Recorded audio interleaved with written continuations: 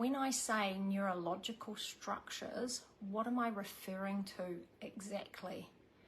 I'm talking about all the structures in the brain. The brain has many. I'm talking about things like the amygdala, which is the fight or flight response system. I'm talking about your hippocampus, memory formation. There's your 𝗂, which is your seeking system and almost arousal system. Cerebellum is for modulation, so it modulates a whole lot of different things in the body, even the way we respond to, I guess, stress or chaos or lots of other things. Even to do with like muscle modulation in the body and things like that, structural things. Septum, honestly, the list goes on, and I even work with all the Brodmann areas. The Brodmann areas is the brain's broken up into all of these different areas that, again, the brain controls everything else in the body. So by working at a neurological level, brain structure level, it's the master reset or master control for the rest of the body doing what it's meant to in the correct, responses or order. Again, when people go to do healing work and they're just looking at their digestive system, the brain re-regulates that. They're just looking at their adrenals and saying, well, I'm exhausted, I'll just try and give my adrenals some support. No, well, your brain, if it's in constant fight or flight responses, it's controlling all of that. So, I work with the perineural system, I work with the cranial respiratory system. Again, maybe Google the brain. Even things like the amygdala has different pathways. So you've got a brain structure, and then it has all these offshoots, and it has all of these responsible for all of these functions in the body, even like cranial nerves, all of these different things. But the amygdala has a pathway that's called, there's two main kind of pathways, but one's called the strata terminalis pathway. So if someone has PTSD, that's the pathway that I have to look at in depth, because there's probably about maybe 7 different structures or brain structures that are all linked in with that. And so people are stuck in recycling the trauma over and over and over because they get stuck in a loop through that pathway. And so you have to heal not only the trauma and the resonance to it and go back to kind of that time frame, but you have to reorder and heal the brain structures to take them out of looping on themselves. So I've seen people that, I've had people that, I remember one client, a man, that he had done, 30, 40 years of healing work, and he had had trauma, so PTSD from childhood, probably more CPTSD, which is kind of ongoing exposure to something.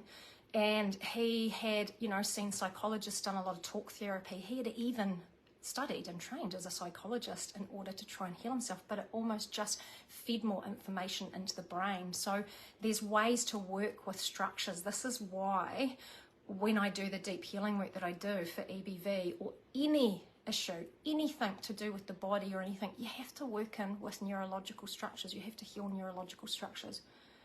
I was just talking to a lady the other day about her healing, and I said, you've got a neurological issue here, and it's neurological fatigue, and you've got a problem and you need to support your brain.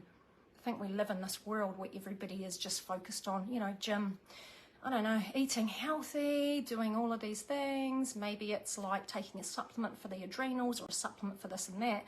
If the brain's depleted, that organises everything else. So there's kind of really great supplements for the brain that help to, give it more resources. But in saying that, obviously, if you've watched the mini course and you hear what I talk about with EBV puts another layer.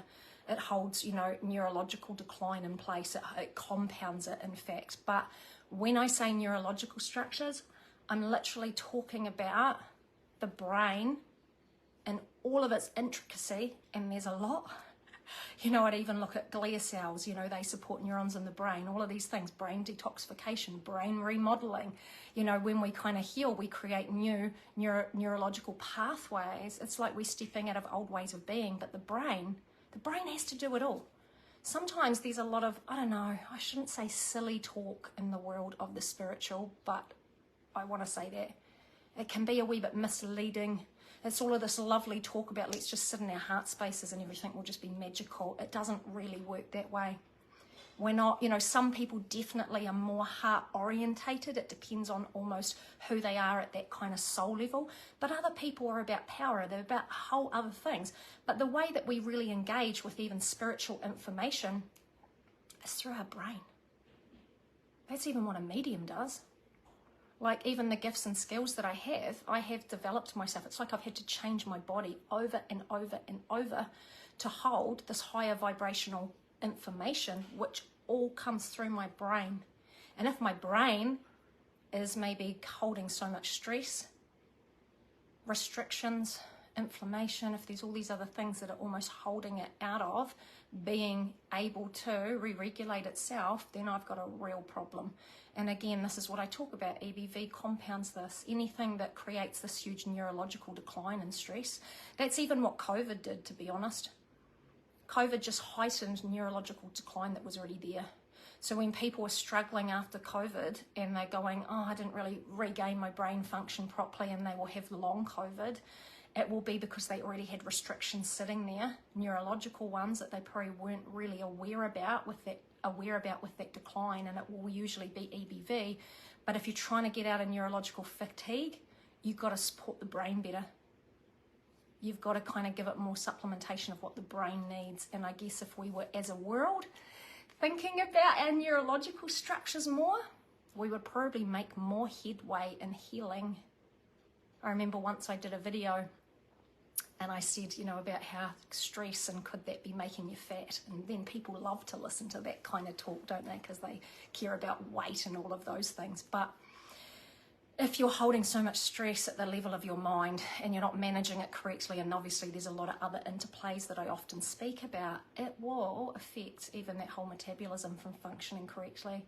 I just think as a world, we're not really honouring this space very well, especially now with technology, the build up, all of these things. Like a lot of people don't even understand how their brain works. I wish I had known these things. I would have supported myself better. I would have found a better route, pathway to healing. It wouldn't have been so confusing. If you're unsure about what I'm talking about, the mini course, please watch that information. Again, I have a support course that I have modules, 24 modules around mind, body and soul. It talks more in depth about the brain, the mind, and about how that is the key pillar when it comes to health and healing.